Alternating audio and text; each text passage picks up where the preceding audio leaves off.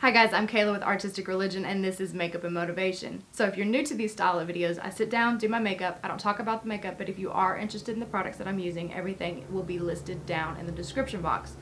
But basically, I read a piece of encouragement, whether I wrote it 5 years ago, last week, finished it up today, whenever. And my goal with these style of videos is to get you thinking about growth, to motivate you, to encourage you, and really get you thinking about different things that you might not have thought about. That's how we sharpen each other. That's how we go forward and have new ideas and have new revelations and things like that. But today's video is going to be the Jesus preaching boudoir photographer. This is probably the last time I will mention boudoir. I'm going to speak my piece, let it go, let it marinate, speak my piece, let it go. So if you do not want to watch this, you can click off of it. It does not matter. If you do want to hear what I have to say, just keep on watching. The Jesus preaching boudoir photographers. Buckle up, babes. We are about to get deep. I realize some of you might be confused by my choice to venture into the boudoir world. So allow me to give you some clarity. Most of you probably didn't know me when I was an absolute prude, but let me tell you, I used to be set in stone rigid.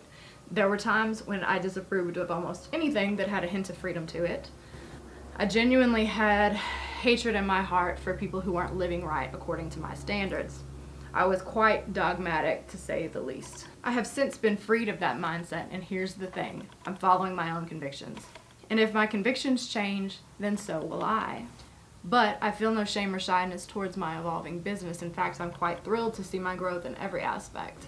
I think that's really what it's all about. Following your own convictions and giving God glory through everything. I feel released from being a stone thrower. I feel liberated in my walk with God. And even though I've had some stones thrown at me, I'm still right where I feel like I belong for this season. Boudoir is for everybody, but it's not for everybody. I understand and I respect that, and I'm by no means pushing anyone to do a session that feels any sort of conviction towards it whatsoever, because if you do, it's not for you. And that's beautifully okay. You don't have to walk with me on this journey, nor do you have to follow the corresponding social media accounts. There's no hard feelings or confusion because I get it. I get it. I understand. I understand feeling convicted by things and where you can't be a part of things. I get that. The only thing I ask is that if you do disapprove, don't come at me or anyone else in a tone of condemnation. And that's with all things that you view as wrong. Instead, come in love and lifting up in prayer. If you're concerned about my spiritual condition, please talk to me. Explain why. Have a conversation with me and be open and honest, but don't come with this condemnation, this tone of condescension and hate, let's be honest. But this is where so many Christians get it wrong. Jesus himself didn't come to condemn because judgment belongs to the Father. Yet so many of us want to come in and prejudge for God. Like, don't worry, all-knowing and righteous Father, I've got it handled for you. Old Joe down the street was drinking alcohol. He wasn't drunk or anything, but I handled it for you. I told him he was going to hell, so jot that down, okay? That's how we handle things, and that's not good. That's how so many of us handle people. That's not our job. That's so not our job, and that is such a poor representation of Jesus Christ. By all means, have open and honest conversations, but let's not forget we have no authority over someone else's eternity.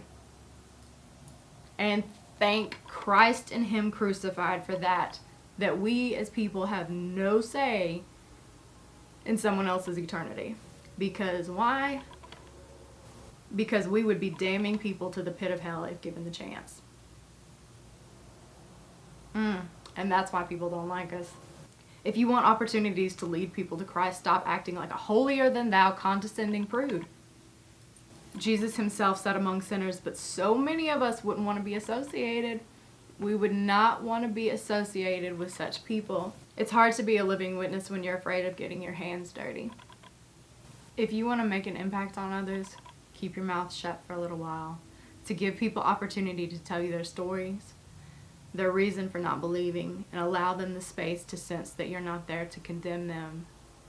Because after that, those ears will be a whole lot more willing to hear you. Then you speak the way, the truth, and the life.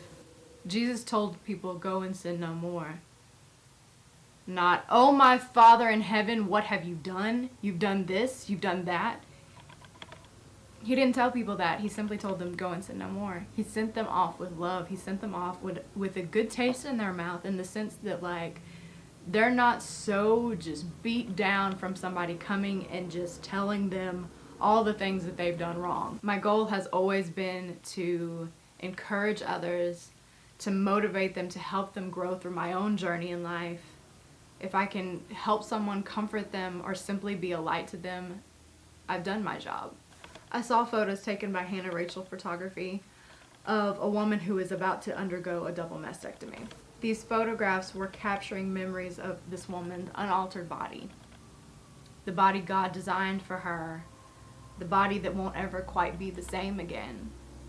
Whether or not you agree with Boudoir, I think most of us can see beauty in that. I did. I saw celebration, I saw strength, and I saw such a beautiful sense of fearlessness in those portraits for that woman. And that just made me have a different outlook on boudoir portraits, because it was so raw and so beautiful, and it was celebrating this woman's body that God designed for her, that is going to change and undergo something that is so traumatic, but it's capturing memories of it. Say you're a new mother who is heartbroken over the changes your body has experienced. Maybe you've lost a significant amount of weight and you still see your old self in the mirror. Perhaps you've been verbally abused throughout your life because you don't meet the beauty standards of someone else. Or you're a wife who can't get past your own insecurities and it's causing issues within your marriage. These are all real things. These are real things that so many of us go through, and these are, in a sense, very taboo things to talk about and put a light on, but I want to be there.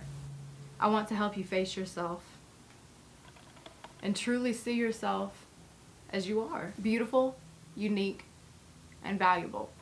I feel called to be here for you, to be a safe and comforting person in your life, someone who will cheer you on despite your size or shape, whatever. I feel called to be here for you, whatever you're about to undergo, whatever you're going through in life, whatever body issues or struggles you're having that you want to overcome. If you've never seen yourself as beautiful and you are long overdue to see yourself as that, if you're a new mama and you're having a hard time with that, or you have been shamed for your body type, too skinny, even though you eat and eat, you can't gain weight, your body just won't do it for you, and you've been shamed because of it, you've been called names because of it, overweight, even though you've tried every diet under the sun and you can't ever seem to lose weight, and you are made fun of because of it. Or maybe you are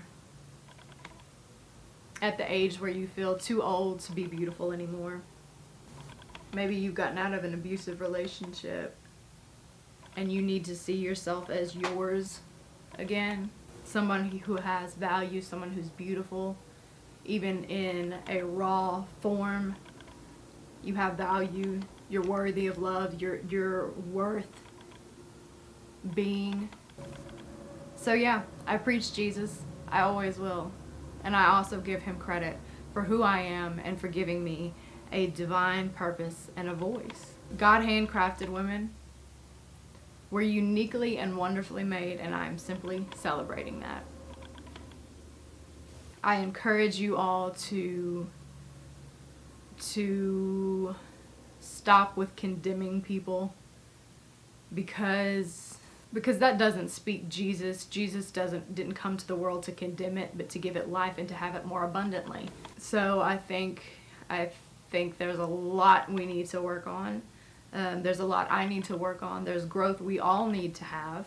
And sometimes growth hurts, sometimes it's wonderful, sometimes it is shocking. And that's all okay. But that's going to be it for today's video. I hope you enjoyed it. I hope you find some encouragement in it. And I hope you go forward with a new direction, confidently in your path and in your purpose. I hope you are set free from feeling condemned and from condemning others. I hope you put down your prude attitude, your holier than thou attitude. I hope you stop with downing people, because you will not lead people to God if that's your attitude. You know? So that's it for today's video. I hope you enjoyed it, and I will see you. Oh. If you want to be notified when I post, hit the bell.